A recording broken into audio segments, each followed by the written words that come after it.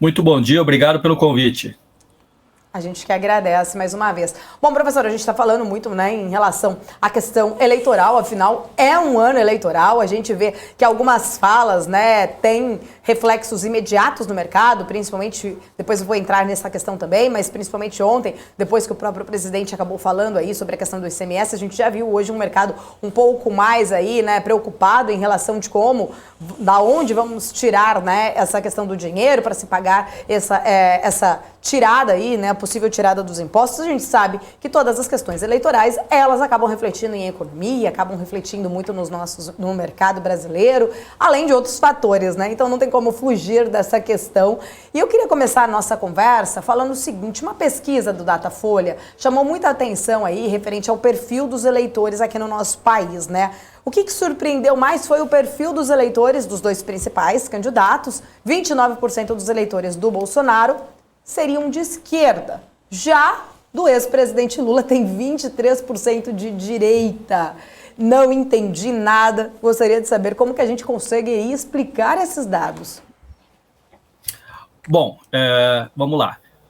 Geralmente tem uma confusão muito grande na imprensa, no senso comum, que é direita, esquerda e ser ou não conservador, não é? Então, olha, a pessoa pode ser de direita e conservadora, mas não necessariamente conservadora. Você pode ter alguém que, por exemplo, pense na menor participação no Estado, na economia, e se colocaria como um liberal.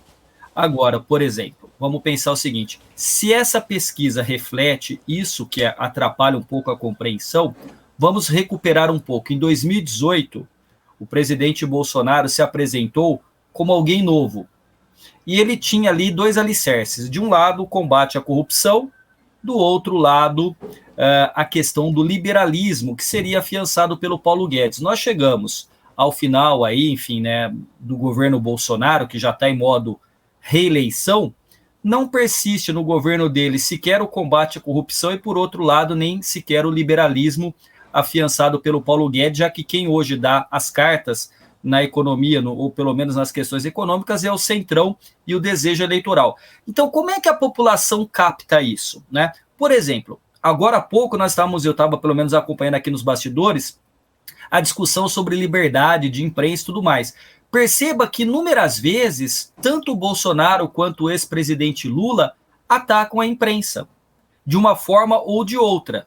Existem alguns ataques sistemáticos à imprensa. Então, muitas vezes, aqueles que se poderiam colocar em extremos, eles estão muito mais próximos de uma ferradura ideologicamente do que se imagina.